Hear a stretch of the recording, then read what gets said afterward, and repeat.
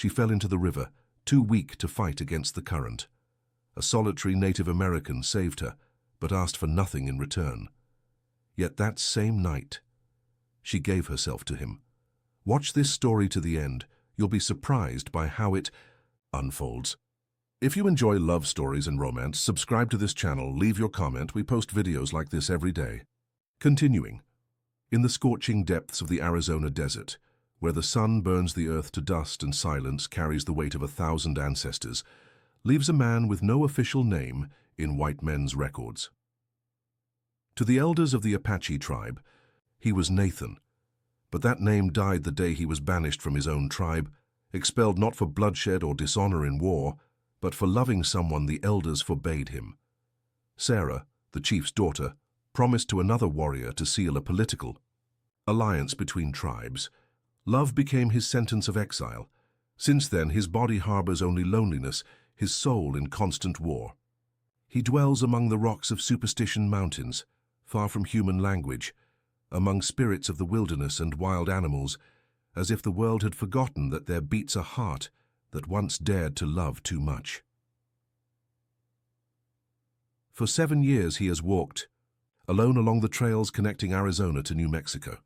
7 years surviving on what the land offers, avoiding cities, fleeing from ranchers and miners.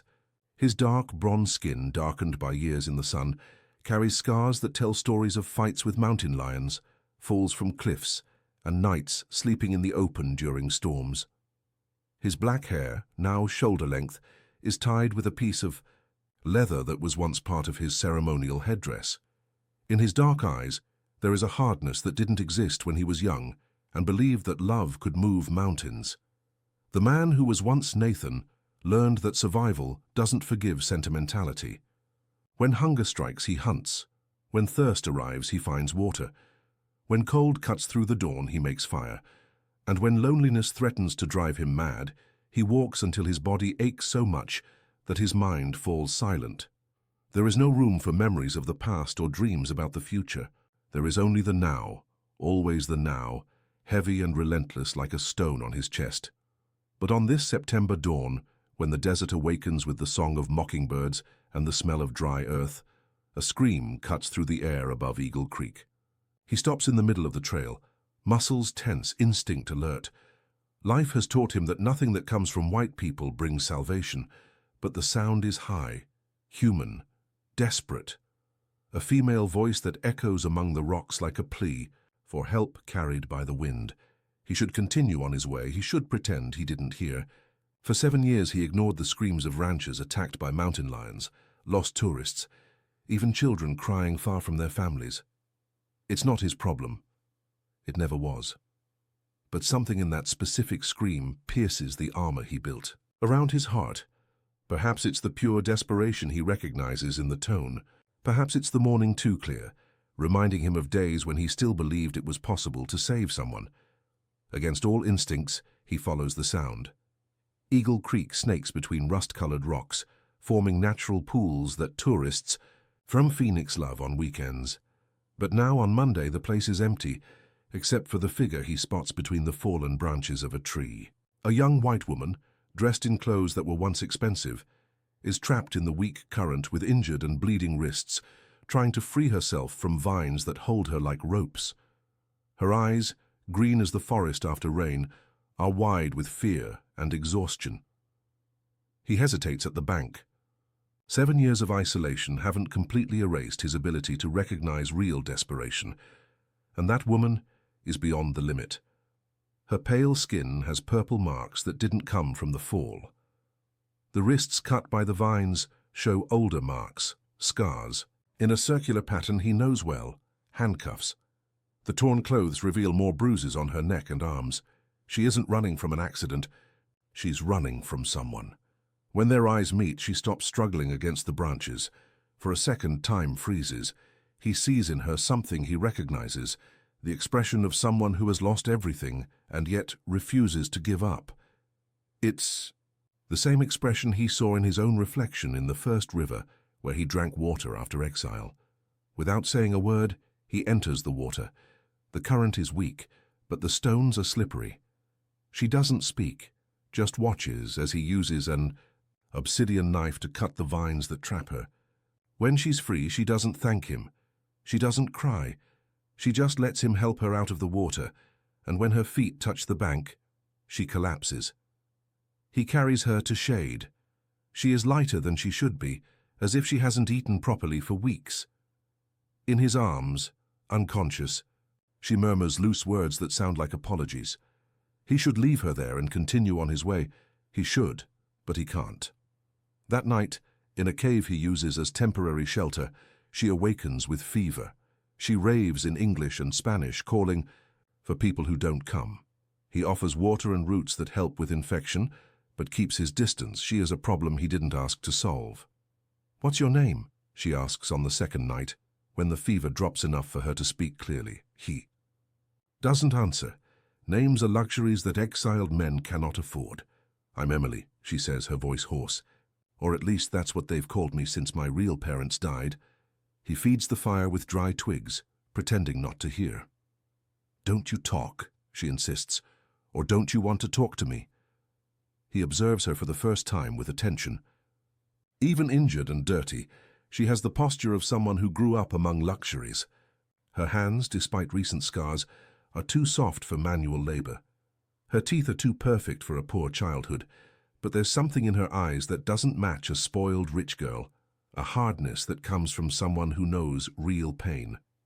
"Where did you run from?" he finally asks, his voice hoarse from disuse. She closes her eyes as if the question physically hurts. "From a prison disguised as a home," she answers after a long silence. "From a man who called himself my protector, but treated my body as his property." He knows this type of man. He knows the type of protection that comes with invisible chains. "And you? Where did you run from?" she asks, turning the question back on him. "From love," he answers without thinking, and immediately regrets having spoken. They spend 3 days in that cave. She recovers slowly, and he fights against the urge to care for her. He shouldn't care about how she moans during fever. He shouldn't notice how she thanks him with her eyes every time he brings fresh water or edible roots.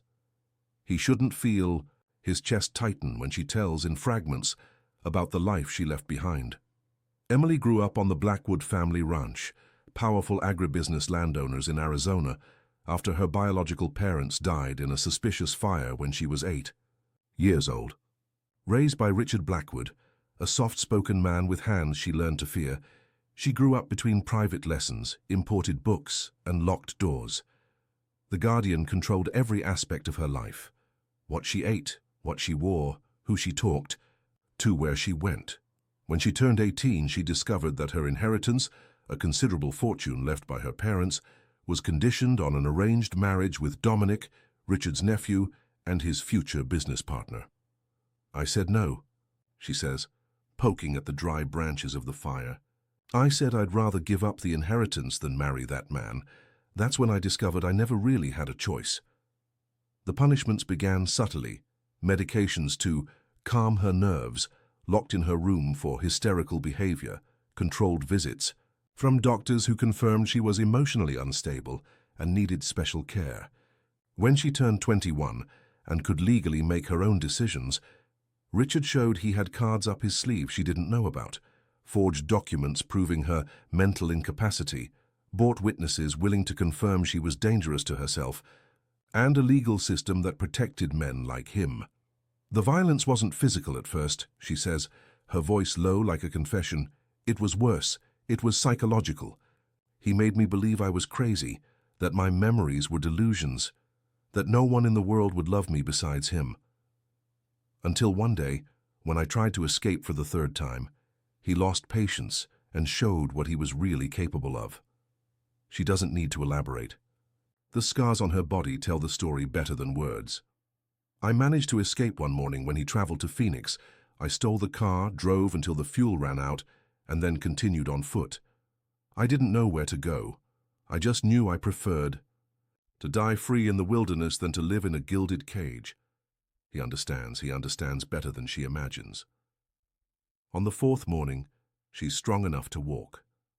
He knows he should point her toward the nearest town and say goodbye, But when she asks if she can accompany him, he can't say no. Maybe it's because he recognizes in her the same desperate ferocity he feels. Maybe it's because, for the first time in 7 years, he doesn't feel completely alone. They travel together through the mountains. He teaches her to identify edible plants, to find clean water, to read the signs of the wilderness that indicate danger. She is a dedicated student, absorbing each lesson as if her life depended on it. And indeed it does.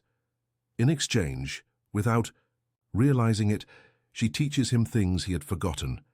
How it is to have someone to share the silence with, how it is to prepare food for 2 people, how it is to sleep, knowing someone is watching your back. The desire between them grows slowly, like embers turning into fire. It isn't immediate or romantic. It's physical and inevitable, fueled by constant proximity and mutual vulnerability. When he teaches her to use the knife to defend herself, his hands over hers are necessary, but the electricity that passes between them isn't. When she tends to a cut on his arm, her fingers on his skin linger longer than necessary. They don't talk about it. Talking would make it all too real, too dangerous. One night, after 2 weeks of walking together, she asks about the love that made him flee. Her name was Sarah, he says, watching the stars. The chief's daughter in my tribe. We were children when we fell in love, teenagers when we promised each other we would be together forever. But she had responsibilities I didn't understand at the time. Her father had promised her in marriage to seal an alliance with another tribe. It was politics, not love.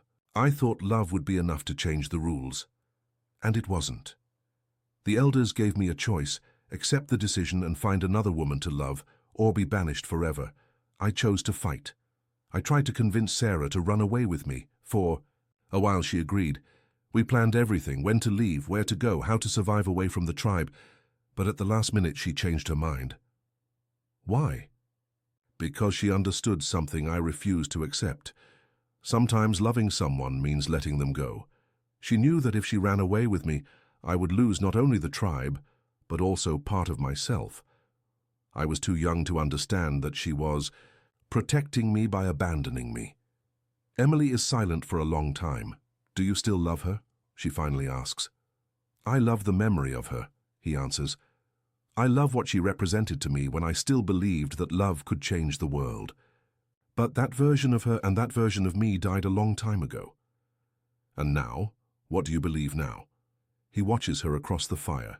Her face, golden in the firelight, is no longer the same as the one he found in the creek 2 weeks ago. The fragility has given way to a strength that grows each day. She is transforming there in the wilderness, away from the chains that bound her. Now I believe that sometimes we meet the right people at the wrong times, he says, and sometimes we meet the wrong people at the right times. And very rarely, if we're very lucky, we meet the right person at the right time. What kind of person am I to you, she asks, her voice almost a whisper. He doesn't answer. He can't answer, because the truth is that she is becoming everything, the right person, at the uncertain time in the impossible place. That night she sleeps closer to the fire, and closer to him. When she wakes in the middle of the night with a nightmare, he is there, hand on her shoulder, low voice calming the tremors. It's the first time in years he touches another person with tenderness instead of necessity.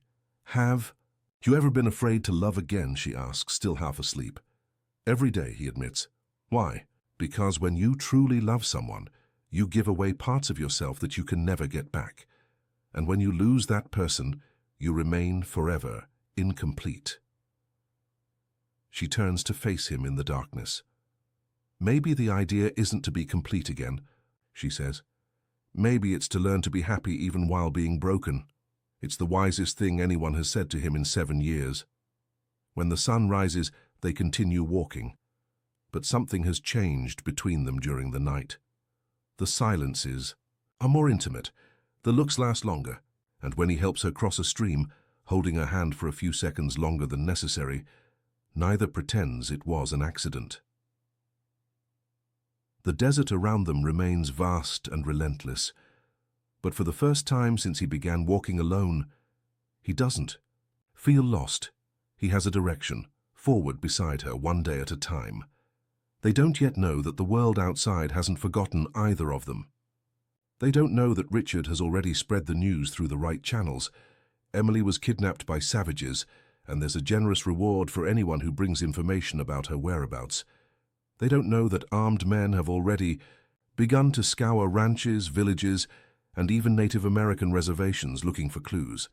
And they definitely don't know that among the hired hunters is someone who knows the trails of the Superstition Mountains well, someone who grew up hunting, in the same places where they now hide. Devin, who was once blood brother to the man who today has no name, and who carries secrets about the past that could change everything. For now there is only the golden morning, the trail ahead, and the dangerous and wonderful feeling that maybe, just maybe, they aren't as lost as they thought. 3 weeks. After finding Emily at the creek, the man who was once Nathan feels something he hasn't experienced in years, the strange sensation of belonging somewhere, not to the desert, not to the stones where he sleeps, but to the undefined space that exists between him and her when they walk side by side along the trails. It's a new territory without maps or borders, where the rules of the civilized world don't apply and where two exiles can pretend, for a few moments, that they are truly free. They've established a silent routine. They wake before sunrise, when the air still carries the chill of dawn and the sounds of the wilderness begin to awaken. She prepares the fire while he fetches water. They eat fruits and roots that he taught her to identify, drink tea made from medicinal herbs that grow among the rocks. Then they walk until the sun becomes too strong, seek shade to rest during the hottest hours, and continue their journey. Until nightfall. It's a simple life, almost primitive, but neither complains. For her, it's the first time she doesn't need to ask permission to breathe. For him, it's the first time in 7 years that he doesn't walk just to escape from something. Emily has changed. The fragile woman he pulled from the water has transformed into something more resilient, more dangerous. Her skin, once pale and marked by bruises, now has the golden tone of someone who lives under the sun. Her muscles, once soft from a sedentary life, have become firm from daily walks and the constant work of survival. But the most impressive change is in her eyes. Where once there was fear and submission, now shines a fierce determination that sometimes frightens him. She has learned to use the knife he gave her not just to cut fruit, but as a weapon. When he taught the basic defensive movements, she absorbed each lesson with almost violent intensity, as if she were storing anger to use later. At night, when she thinks he isn't looking, she practices the movements alone, repeating the thrusts in the air until her muscles ache. "You're angry," he observes one morning, as he watches her destroy a dry branch with precise strikes of the blade. "I am," she confirms without stopping her training. "I'm angry that it took me so long to escape. I'm angry that I believed the lies they told me about myself. I'm angry that I was weak for so long." "You weren't weak. You were a prisoner. That's different." She stops striking the branch and faces him. "Have you ever felt like going back just to make someone pay for what they did to you?" The question catches him off guard. He has felt that way, yes. Many times he dreamed of returning to the tribe, not to ask forgiveness or try to reconcile, but to show that he survived despite everything. To prove that exile didn't break him as they expected. Wanting. Revenge is human, he says. Acting on it is dangerous. Why dangerous? Because when you live to make someone pay, that person continues to control your life, only now from a distance. She considers his words for a long time, twirling the knife between her fingers. And if that person doesn't stop pursuing you, if they never leave you in peace, then you fight. But you fight to protect yourself, not to take revenge. The difference is subtle, but it changes everything. It's at this moment that they hear the noise. Distant motorcycle engines cutting through the morning silence of the desert. They look at each other, instincts alert. In recent days, they've spotted small planes flying low over the region, in patterns suggesting a systematic search. Now the ground sounds indicate that the hunt is approaching. "They found me," whispers Emily, her face pale. "Not necessarily. It could be anything. Ranchers, tourists." But he knows he's lying. The pattern of the engines is too organized. too methodical. It's a search. They quickly gather the few things they carry, an old backpack with supplies, canteen, knives, some natural medicines, and head to a denser area of the wilderness where the trees grow close enough to hide people, but not enough to allow vehicles to pass. It's a game of cat and mouse that he knows well from the first years of exile. For 3 days, they move only at dawn and dusk, sleeping in caves or natural grottos during the day. The sounds of pursuit get closer, male voices shouting coordinates, dogs barking, helicopters flying in ever smaller circles. Emily becomes more tense with each hour, like a rope stretched beyond its limit.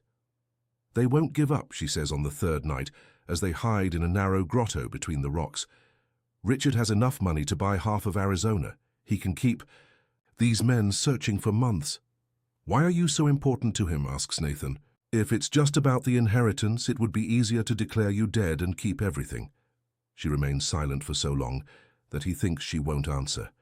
When she finally speaks, her voice is a whisper laden with disgust.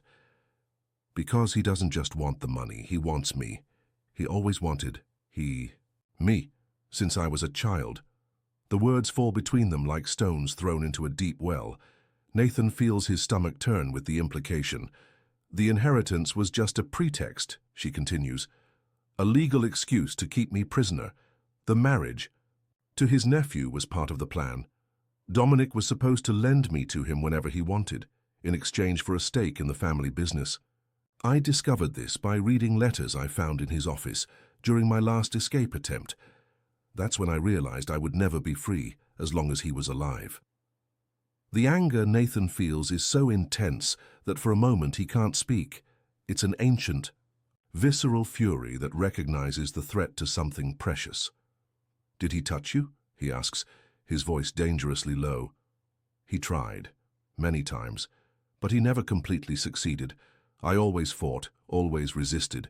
That's why the medications, the handcuffs, the punishments, he wanted to break me before truly possessing me.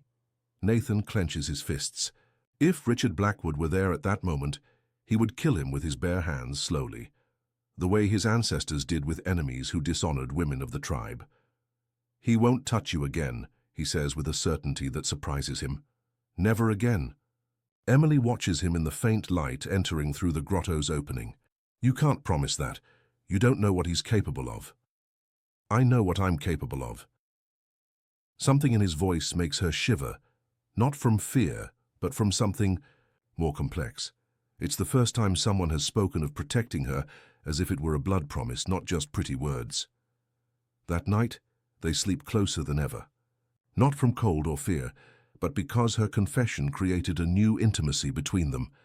When she wakes screaming from a nightmare in the middle of the night, he doesn't hesitate to pull her close, letting her cling to him until the tremors pass. I dreamed he found me, she whispers against his neck. I dreamed he took me back and you couldn't do anything to save me. It was just a dream, he murmurs, his hands caressing her hair. Just a dream. But even as he calms her, he knows her nightmare could become reality. The search sounds are getting closer, and they're running out of places to hide. It's the next morning that they find the first real sign of danger. Human footprints in the mud near the stream where they filled their canteens. They're military boots. At least 3 different men passed through a few hours ago. And along with the footprints, there's something that makes Nathan's blood freeze. Marks of bare feet that he would recognize anywhere. They're Native American footprints, but not just any native. They're footprints of someone trained to track, someone who grew up hunting in the same territories where they now hide. We have to get out of here, he says, quickly gathering their belongings. What happened? You went pale. They brought a tracker, a Native American tracker. Emily doesn't immediately understand why this is worse than armed men with dogs. Dogs you can fool with pepper and strong herbs, he explains, as they quickly walk along a trail leading away from the stream. Chase, white men you can elude because they make noise and don't know how to read the signs of the wilderness. But a Native American tracker, he'll follow our trail to the end of the world if necessary. They walk in forced silence for hours, stopping only to drink water and check if they're being followed. Nathan uses all the techniques he learned during the years of exile, walking on stones to leave no footprints, breaking branches in the wrong direction to confuse the trail, using strong-smelling herbs to mask human scent. But he knows that if the tracker is really good, these tactics will only delay him, not stop him. In the late afternoon, when they stop to rest in a clearing hidden among tall trees, Emily asks the question he feared to hear. Who do you think the tracker is? He doesn't want to answer. He doesn't want to admit even to himself the terrible suspicion growing in his chest since he saw the footprints. It could be anyone. There are many natives who work for ranchers who know these trails. But you suspect someone specific. Her ability to read between the lines both impresses and frightens him at the same time. There's a man, he finally says, someone I knew before the exile. If it's him, it will be more complicated. Why? Because he knows me as well as I know him. He knows how I think, how I move, where I like to hide. We grew up together, hunted together, went through initiation rituals side by side. He was like a brother to me. And now he's hunting you. If it's him, yes. Emily is silent for a moment, processing the information. People we love can betray us, she finally says. It's the worst pain there is. You speak from experience? I had a cousin who grew up with me on the ranch. Lisa. We were like sisters, shared secrets, dreams, fears. When I started questioning Richard's rules, when I started planning escapes, she always helped me, or at least that's what I thought. What happened? I discovered she was telling him everything, every escape plan, every questioning, every moment of weakness I shared with her. Richard always knew exactly when and how to intercept me because she gave him detailed information. He paid her well for it. Why did she do it? Fear, ambition, maybe even jealousy. She was also an orphan, also dependent on the Blackwood family's generosity. But she chose to cling to the security that submission offered, while I chose to risk everything for freedom. Nathan understands what she doesn't say. The betrayal of those we love hurts more than any physical violence because it destroys our ability to trust, not just others but our own judgment. If it really is my former blood brother tracking us, he says, we'll have to be smarter than him, and that won't be easy. They spend the night planning. Nathan draws improvised maps in the dirt with a bay twig, showing Emily the alternative paths she can use if they are separated, the landmarks that will lead her to small towns where she can ask for help. She absorbs each piece of information with total concentration, asking intelligent questions that show how her mind has quickly adapted to the life of a fugitive. What if I don't want to be separated from you? She asks when he finishes the explanations. There may be no choice. There's always a choice. Sometimes choosing means sacrificing what we want for what we need. And what do you think I need? He watches her in the faint firelight. She is no longer the broken woman he found in the creek. She's a survivor, strong and determined, capable of taking care of herself if necessary. But she's still the person he has learned to love in the silences between words, in moments of shared vulnerability, in the courage she shows every day by choosing to continue fighting. You need to be free, he says. Truly free. Not just free from him, but free to discover who you really are when no one else is controlling your life. And you? What do you need? The question catches him off guard. He hasn't thought in terms of needs for so long that he's almost forgotten how to respond. I need to know you're safe, he finally admits. I need to know it was worth coming out of solitude, that it's worth risking everything again. You came out of solitude? With you, yes.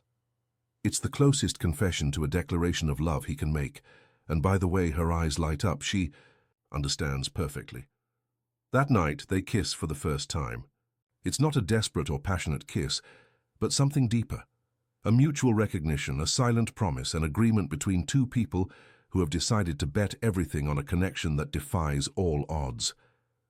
When they separate, she whispers, "No. Matter what happens in the coming days, I want you to know these have been the best months of my life." Don't talk as if it's an ending, he asks. It's not an ending, it's a beginning. But both know that beginnings sometimes require us to end who we were before. And that night, as they sleep intertwined for the first time, neither imagines that the man who is following their footprints carries not only the mission to capture them, but also information that can completely change everything Emily believes. She knows about her own history. Devin, the tracker hired by Richard, is less than half a day's distance from them, and he is not alone. With him travel 3 armed men, and a briefcase full of documents that prove Emily's true identity is much more complicated and much more valuable than anyone imagines. The sun rises red over the desert, as if the sky itself knew that blood would be spilled before nightfall. The red dawn over the desert didn't lie. Before the sun completed an hour in the sky, Nathan heard the sound he feared, the low modulated whistle he had known since childhood, a code used by Apache hunters to communicate during expeditions, 3 ascending notes followed by 2 descending. It was Devin, his former blood brother, announcing he had found the trail and was approaching. Emily immediately noticed the tension in his body. "What is it?" "They're less than an hour away," he whispered, quickly gathering their few belongings. "And I confirmed who the tracker is." They left the clearing running, but without desperation. Nathan learned during the years of exile that panic kills more fugitives than the pursuers themselves. He had a plan, risky but possible. He knew a series of interconnected caves about 2 hours' walk away, an underground labyrinth where he could confuse even Devin long enough to think of a more definitive strategy. The problem was getting there without being intercepted. They followed trails that Nathan rarely used, more difficult paths that required climbing rocks and crossing cold streams, but that offered better cover. Emily accompanied him without complaint even when thorns tore her clothes and when she had to jump over chasms that left her legs trembling. Her transformation continued to impress Nathan. Where once there was a woman broken by captivity, now there was a warrior in formation. It was during one of these climbs that she asked the question he had hoped to avoid. "Tell me about him." "About Devin." Nathan helped her cross a gap between 2 rocks before answering. "We were born in the same year, during the same dry season. Our mothers were friends. They nursed us together when one of them was sick. We grew up sharing everything: food, games, lessons from the elders, first hunts. When the time came for initiation into adulthood, we went through the rituals side by side. It was 3 months in the wilderness, alone, having to survive only with what nature offered. We returned on the same day, transformed into men, blood, brothers forever." "What changed?" "Sarah." The answer came out more bitter than he intended. "When I fell in love with her, Devin was the first to support me. He said he would fight by my side against any decision of the elders. We planned together how to convince the chief, how to change traditions, how to make love win over politics. But when the moment of truth came, he abandoned you. Worse, he was the one who betrayed me." Emily stopped walking, turning to face him. "What do you mean?" "On the night before the escape I had planned with Sarah, Devin went to the elders. He told them everything: the time we would leave the village, the path we would follow, where we intended to settle. He said he did it to protect me, that it was better to punish me within the tribe than let me die alone in the wilderness." "Are you sure about this?" Sarah told me years later, in one of the few times I managed to see her in secret before the exile. She said Devin went to her father personally, cried while betraying me, swore he was doing it out of brotherly love. The elders were so impressed by his loyalty to the tribe that they chose him to replace the position that would have been mine as future hunt leader. The anger in his voice was old, fermented during 7 years of solitude. "And now he's hunting you again. For money this time. Richard must be paying well." They continued walking in silence for another hour, until they reached a rock formation that rose from the ground like a natural cathedral. That's where the main entrance to the cave system was, hidden behind a curtain of vines and dense vegetation. "Are you sure it's safe?" asked Emily, observing the dark opening that seemed to swallow the sunlight. "Nothing is safe," admitted Nathan, "but it's our best chance." They entered the underground labyrinth. Nathan knew these tunnels well, had hidden there during storms and mountain lion attacks in the first years of exile. The system was more complex than it appeared. Dozens of interconnected passages, some leading to large chambers, others ending in dead ends, some with alternative exits miles away from the main entrance. They chose a chamber deep in the complex, where there was a small source of clean water and where the echo muffled any sound they made. There finally they could rest and plan the next steps. "How much time do we have?" asked Emily. "A few hours at most. Devon will discover the entrance, but he'll need time to map the system. That gives us a temporary advantage. And then we'll have to make a difficult decision." Nathan didn't want to elaborate, but she insisted with her gaze. "We have two options," he explained. "We stay here and try to resist until they give up, which could take weeks or never happen. Or we leave through the other passages and try to reach a big city where we can lose ourselves among other people. Which do you think is better?" "Neither, but if I had to choose, I'd say we should head to Phoenix. It's big enough for us to hide, and you can try to resolve your legal situation there." Emily was quiet for a long time, playing with loose stones on the cave floor. "There's a third option," she finally said. "What?" "Confront them."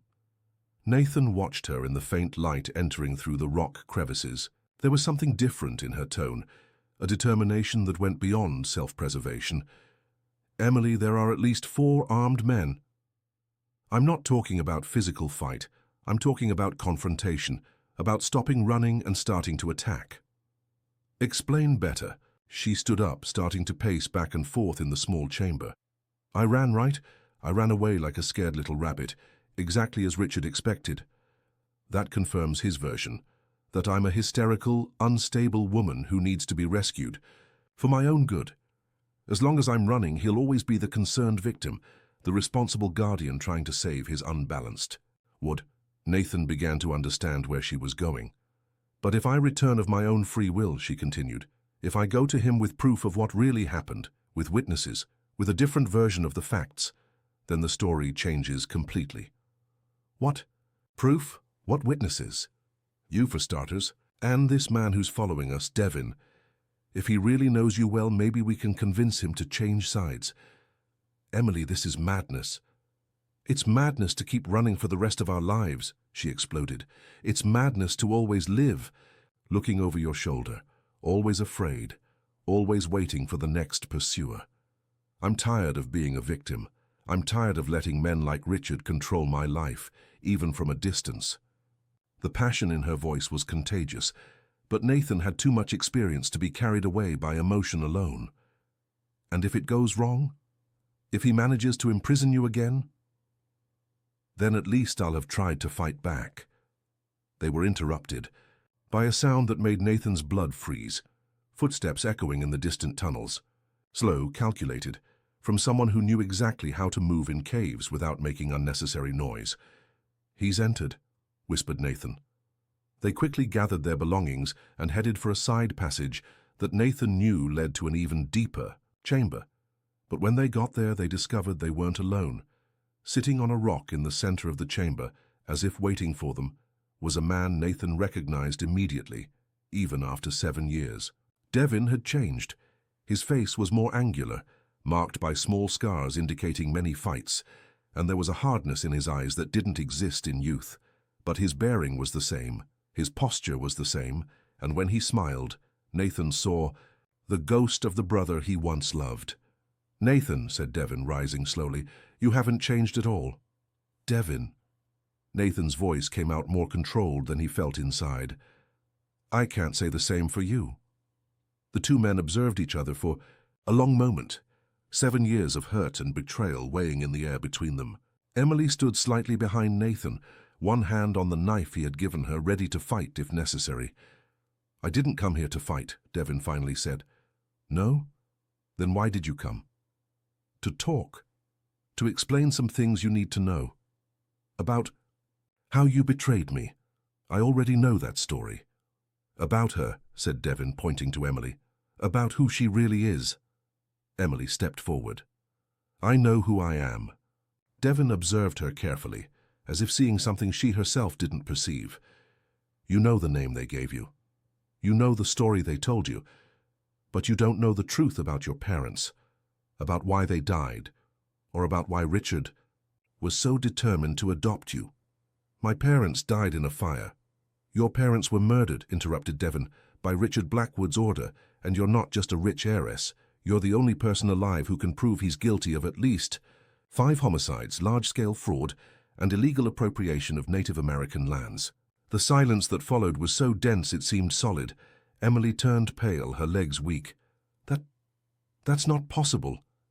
Devon took out a small leather briefcase full of documents from inside his jacket. Your real parents were named Michael and Jennifer Coleman. He was a lawyer specializing in Native American rights. She was an anthropologist. They were investigating a land-grabbing scheme that involved several ranches in the region, including Blackwood family properties. They discovered that Richard was using forged documents to take lands from Native American reservations, expelling entire tribes and selling the areas to agribusiness. Nathan felt the world spin. Native American lands. His own tribe had lost territory in recent years, forced to move to smaller and less fertile areas. They always suspected corruption, but could never prove anything. Your parents had enough evidence to bring down Richard and at least a dozen other ranchers, continued Devon. But before they could present the complaint to the authorities, their house caught fire one dawn. Officially, it was an accident caused by electrical problems.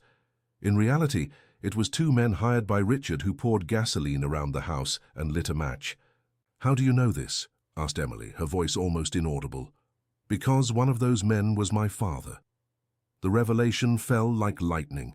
Nathan looked at his former friend with a mixture of shock and horror. My father was in debt, explained Devon, his voice heavy with shame. Richard offered enough money not only to pay off the debts, but to give the family a better life. Dad thought he was saving the tribe, accepting dirty work for the greater good. He only discovered the truth about what he had done years later, when Richard started blackmailing our village with this information. That's why you betrayed me, understood Nathan. It wasn't out of loyalty to the tribe. It was because Richard was blackmailing you.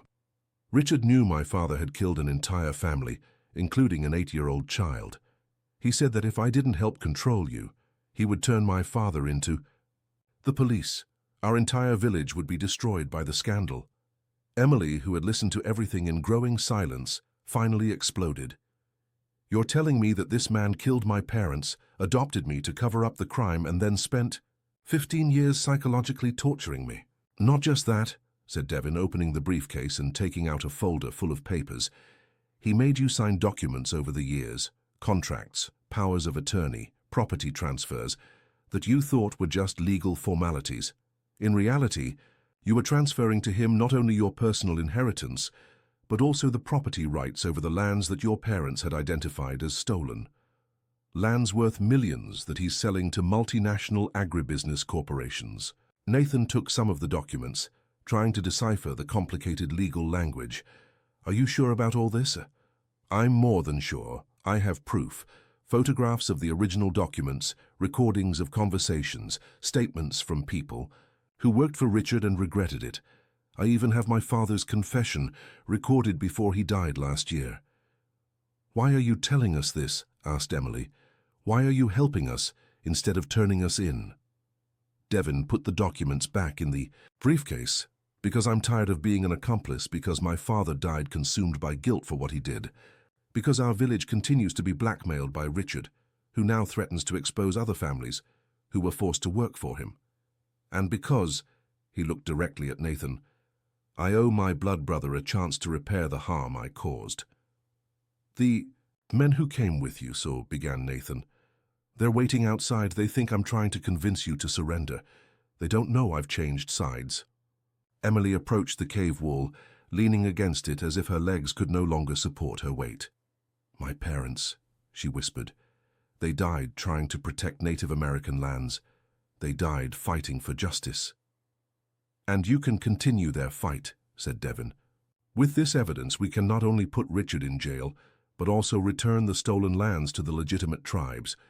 We can do real justice. How? Asked Nathan.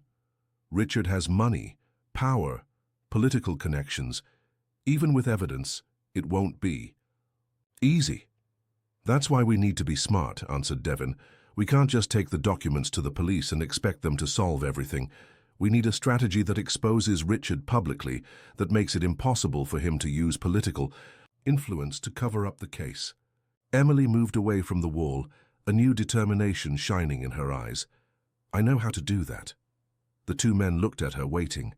There's an agribusiness conference in Phoenix next week. All the major ranchers in the region will be there, including Richard. Politicians, journalists, representatives of environmental NGOs. If we can expose his crimes there in front of everyone, it will be impossible to cover up. It's too risky, Nathan said immediately. It's perfect, disagreed Devon. Too public for him to try something violent, too important for the media to ignore. And how do we get into this conference? We're not exactly the type of people who receive invitations to these events. Devon smiled for the first time since he arrived. Leave that to me. I have some contacts who owe favors to my village. Emily approached Nathan, taking his hands. Will you help me? Will you stand by my side when I confront this man? Nathan looked into her green eyes, seeing no longer the broken woman he saved in the creek, but a warrior ready to fight for her own freedom and for the justice her parents died defending. Always, he promised. Then let's plan a war, she said, turning to Devon, and let's make sure that this time we're the ones who win.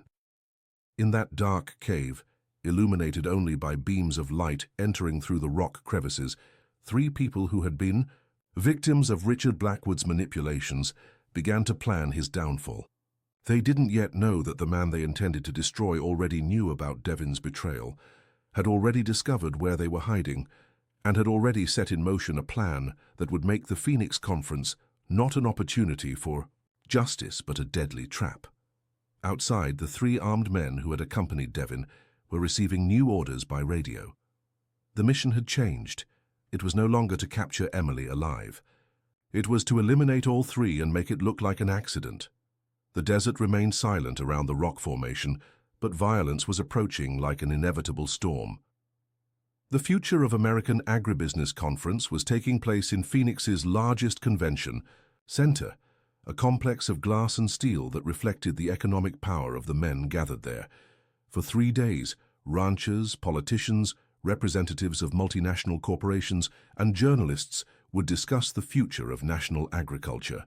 For Richard Blackwood, it would be the perfect opportunity to announce his newest acquisition, a complex of lands nearly 250,000 acres that would transform his ranch into one of the largest soybean operations in the Southwest. What he didn't know was that 3 people in the auditorium had very different plans for that event. Emily adjusted her borrowed blazer and checked once more if the small recorder was working. 5 days had passed since the meeting in the cave, 5 days of intense preparation for this moment. Devon had secured press credentials through a journalist friend who covered Native American issues. Nathan was disguised as private security for an environmental NGO. And she was there as Emily Coleman, using her true name for the first time in official documents that Devon had helped prepare. "Are you sure you're ready?" Nathan asked for the 3rd time that morning. They were in a cafe 2 blocks from the convention center, reviewing the plan one last time. Emily took a sip of bitter coffee and observed him.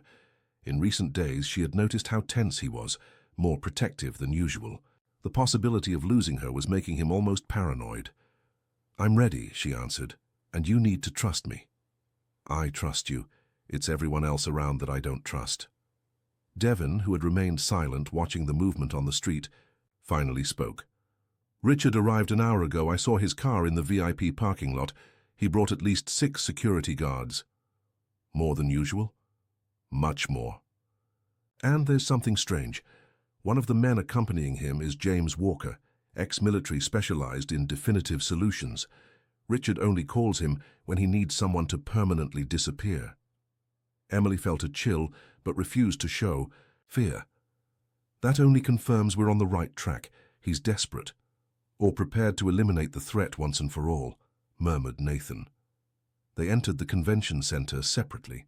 The plan was simple in theory, but complex in execution. During the panel, Sustainable Development and Social Responsibility, Emily would rise during the question session and question Richard about his land acquisition practices. The question, would be innocent enough not to raise suspicions, but specific enough to force him to lie publicly. Then, when he denied any irregularity, she would present the evidence.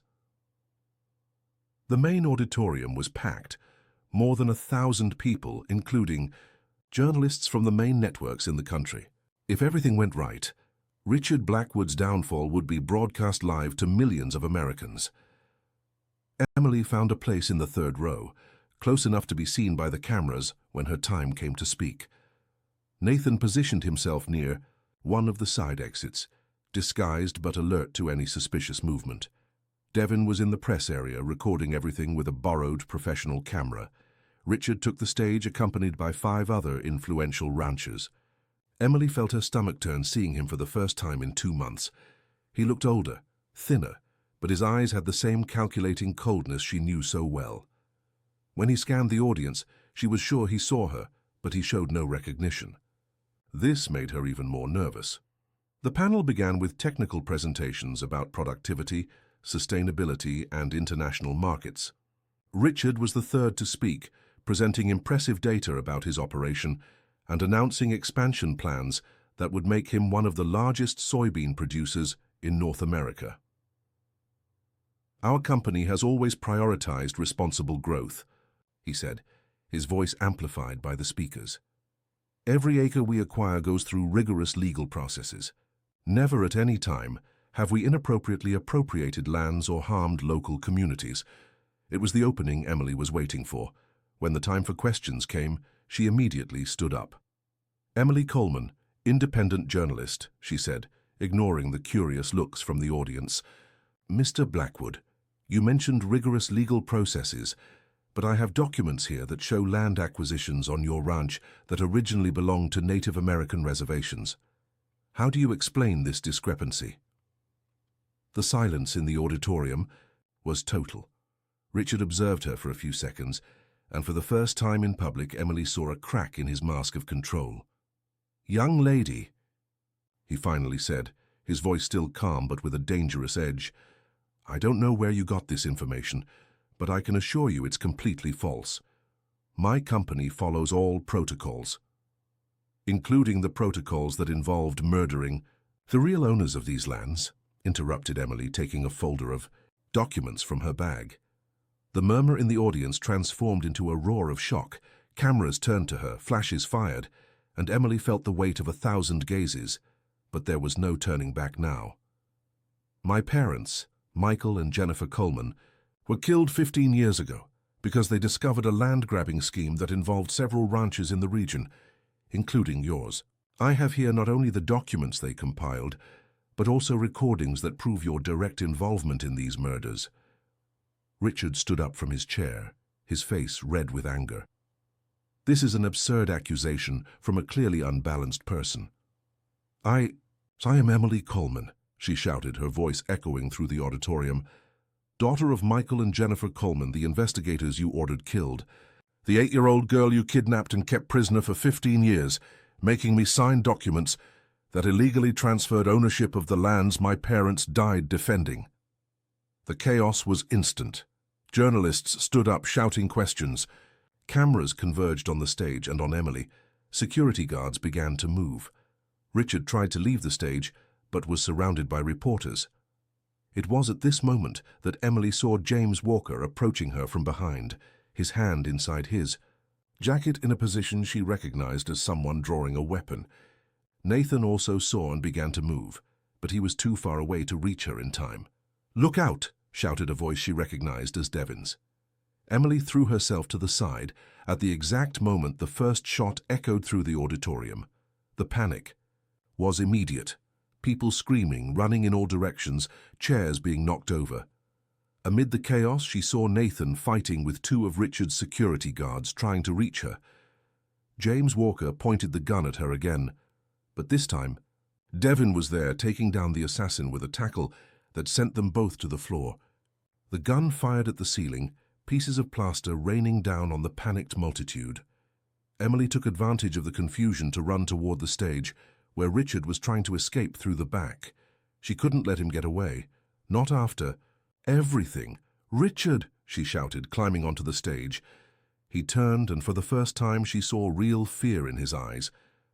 "You," he said, his voice full of hatred, "I should have killed you along with your parents. But you didn't, and now all of America knows the truth." Indeed, the television cameras had captured everything: the tumult, the accusations, the shots. Even if Richard managed to escape from there was no escaping the public exposure. "You think you've won?" He laughed, a sound without humor. "You don't know who you're messing with. I have judges in my pocket, sheriffs who owe me favors, politicians who—" "Had," corrected a voice behind him. It was the Attorney General, who had been in the audience and was now climbing onto the stage accompanied by FBI agents. "Richard Blackwood," said the Attorney General, "you are under arrest for homicide, fraud, land grabbing, and kidnapping. Everything said here will be thoroughly investigated." When they put handcuffs on Richard, Emily felt something she hadn't experienced since childhood: the sensation of being truly free. Not just physically free, but free from fear, from manipulation, from the psychological control that had imprisoned her for so long. Nathan reached her, his borrowed suit torn from the fight, but his eyes shining with pride. "You did it," he said, pulling her into a tight embrace. "We did it," she corrected.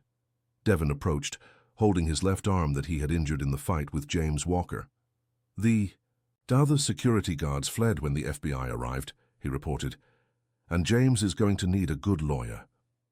Emily looked around at the still tumultuous auditorium, at the cameras that continued recording, at the journalists already calling their newsrooms with the story of the year.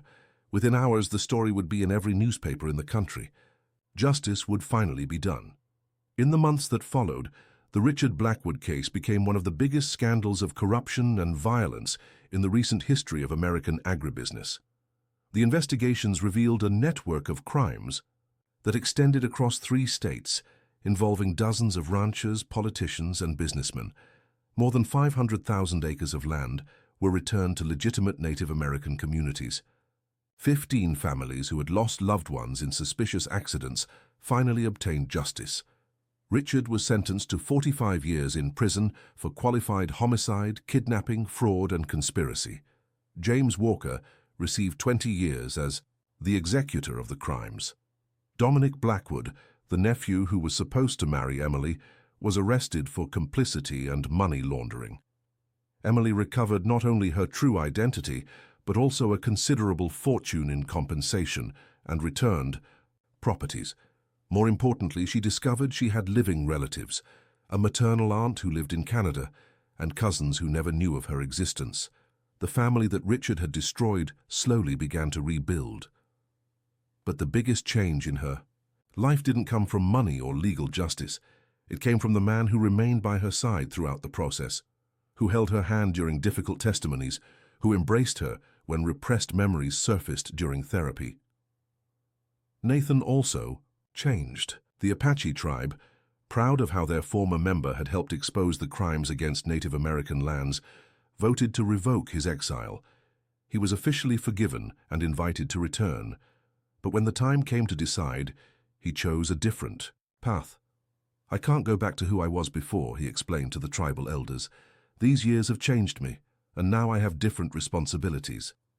He and Emily married in a simple ceremony, outdoors, in the Superstition Mountains, near the creek where they met. The ceremony was presided over by the Apache chief and by Father Matthew, who had helped expose Richard's frauds. Devon was the best man, his friendship with Nathan finally restored through mutual forgiveness and the shared struggle for justice. They established a foundation to protect Native American lands and investigate cases of land grabbing.